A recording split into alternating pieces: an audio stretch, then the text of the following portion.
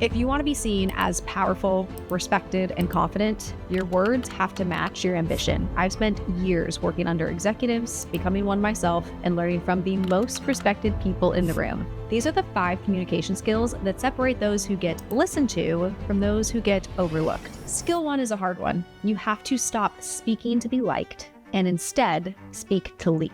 In our company today, we have over 250 team members, and so I get to see day in and day out people who exude confidence and act like leaders versus people who accidentally erode their own credibility. And they do this in the simplest of ways. The mindset shift that the people who are successful have is I am a leader, even if they aren't yet. The mindset that people have versus the mindset of I am in somebody else's environment and therefore I have to be less than or smaller or less certain. When you are less certain in your communication, it shows. So in order to be more certain, you can do a handful of things to switch up the way that you speak.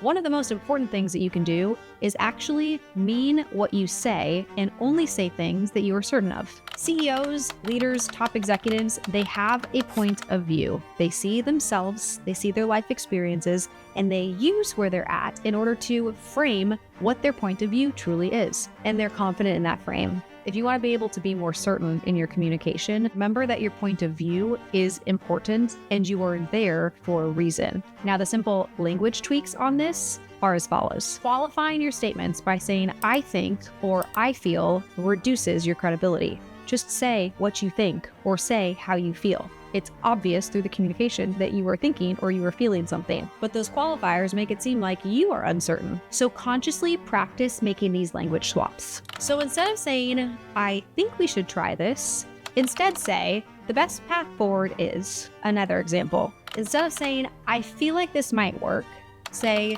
here's a strategy that will get us this result. It is this simple switch, but removing you from the conversation and just stating what you see, how you see it, instantly increases your credibility. Next is number 2, which is that your emotions are making you sound reactive and unsure. We have a saying around here, high emotion, low intelligence. Have you ever noticed the people who are wildly emotional, always talking about what's wrong and being outrageously creative in their storytelling, very rarely have a lot of success around them?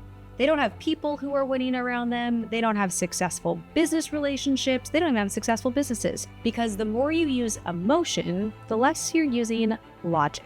Emotion just clouds your decision-making ability, and effective leaders are spectacular. They are gangsters at being able to take a situation, remove emotion, and be able to logically make decisions very quickly. And they trust their decision-making process. The only way you know you can trust your decision-making process is if you have your own internal confidence that you're not being swayed by something based off of the emotion that you have. You're actually being swayed based off of logic, based off of data. Just this week, I had somebody pop off on me and had this whole emotional outburst. It was embarrassing, and it instantly reduced my confidence in this person. Their inability to feel something, to experience something, to have there be a form of rejection in front of them, and be able to handle that with grace, understanding, questions, allowed me to see this person through a very new lens. And that new lens is they make decisions based off of their emotion. And as I looked a little bit further into this, I actually started to see how there was a lack of success in a variety of different areas, which is a key indicator that emotion is used in all sorts of conversations. And instead of creating confidence, it actually erodes people's confidence, which means you cannot be successful, because without other people, as a leader, you're not successful. You actually cannot, by definition, be a leader if other people don't trust and actually follow you. So never let your emotions override your message. One of the visuals I use to help me during emotional situations is I imagine myself being a blade of grass. Follow me on this one. If you have a blade of grass that is horizontal and there is a rock that falls through the blade of grass, the blade of grass isn't going to stay hardened. It's actually going to move with the pressure. It's going to move with the rock, and then it's going to bounce back up to its original shape. Versus if you had a toothpick there. A toothpick, when a rock goes right through it, is going to rake. It's very rigid, it's hard, and it's frail. So in situations, instead of thinking of yourself as somebody who's going to make their point and who's going to prove somebody wrong and get hardened like a toothpick, Imagine that you are a blade of grass, and that situation is just going to fall through you, not because you don't care, but because you're not going to get emotionally involved. You're going to let the data that they're giving you go through you. You're going to let the emotion that they're giving you pass by. And then you're going to respond in the way that you should respond without the tense rigidity of the toothpicks in your life. Next is number 3 and focuses on authority. This is the secret to getting people to stop interrupting you and start actually listening. Great leaders don't speak more. They speak with weight. What about what you're saying actually matters? When you think of every conversation you're in as an opportunity for you to make an impact, you will show up to those conversations differently. Any meeting that you're attending, any conversation you're a part of, it has to matter because as a leader, you have a million things pulling at your attention. There are no shortage of things on your to-do list, emails that you could be answering, presentations that you could be making, but instead you're in that room for a reason. If you recognize that you have nothing to say and there's no reason for you to be there, leave that conversation. A leader knows where their time is best spent and they prioritize accordingly. So whenever I walk into a room, I know the reason I'm going into that room. I ask myself, what is my target? When I know I have a target, I have authority going into the room because I'm clear on why I'm there. Most people just go through the motions. They show up. They're not even sure why they're there. They just listen, think about other things, maybe distract themselves, answer emails. That is not what great leaders do.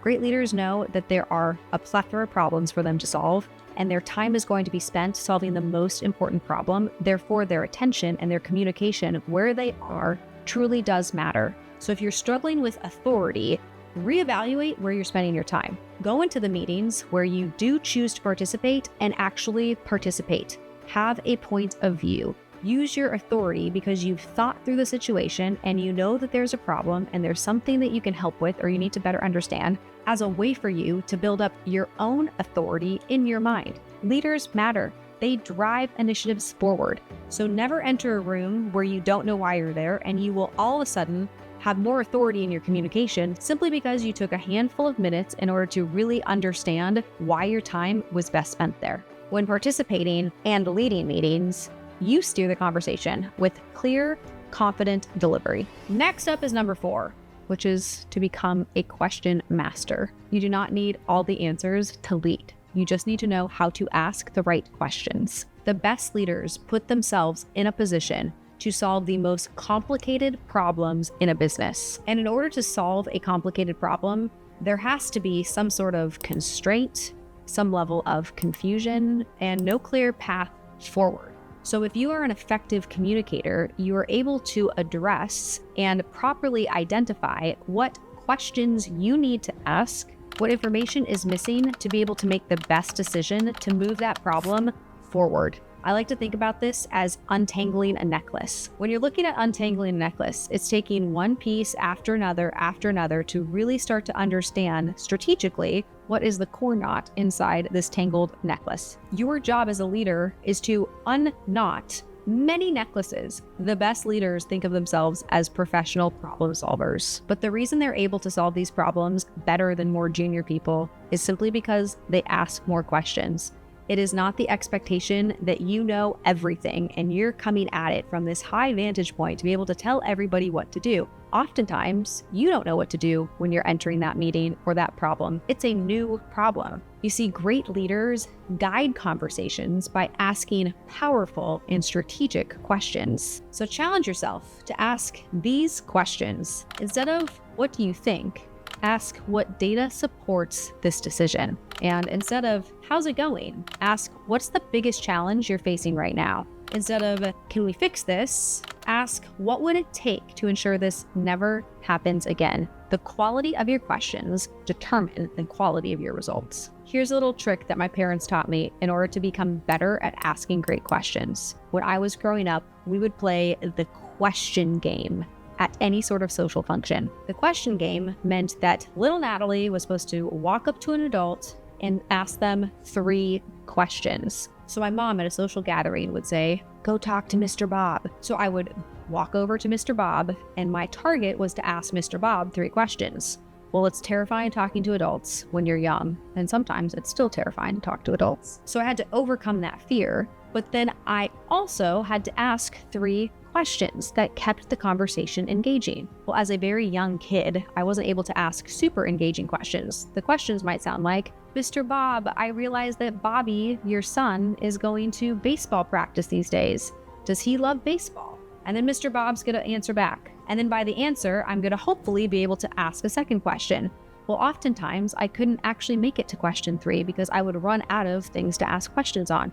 So I'd go back to my mom. My mom would say, here are a few other question choices that you could ask Mr. Bob.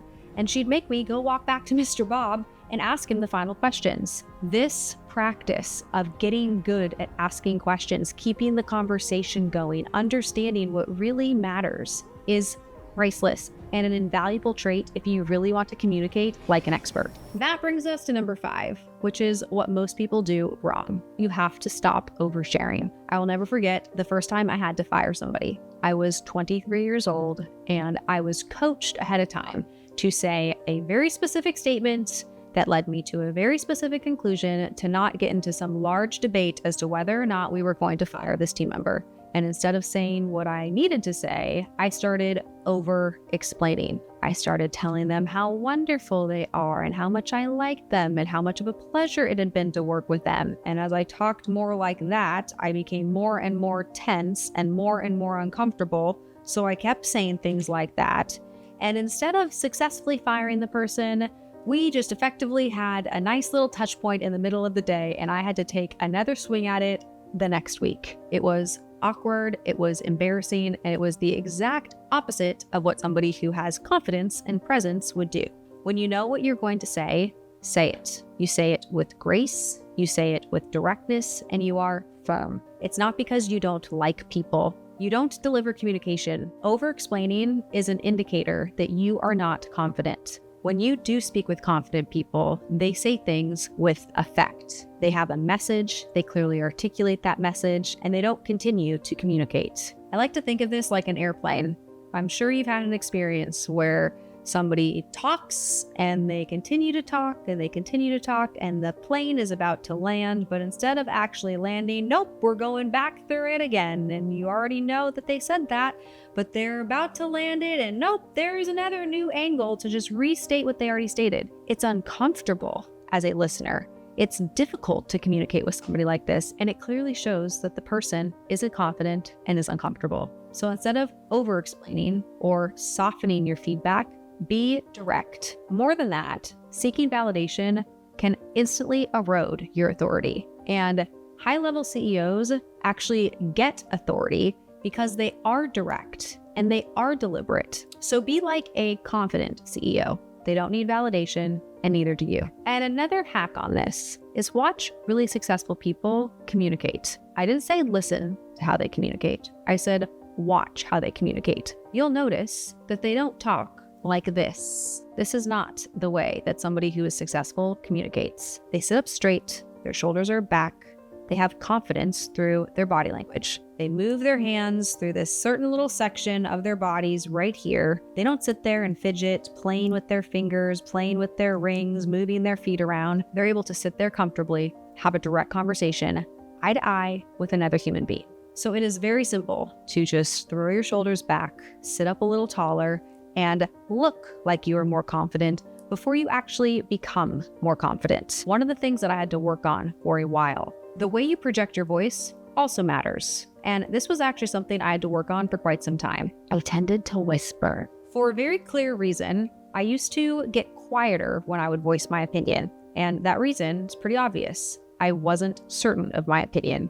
I didn't feel like I could present my idea and be passionate and be excited because I was actually uncertain. And you could tell, not just by the words I was saying, but by the volume that I was using to portray my ideas.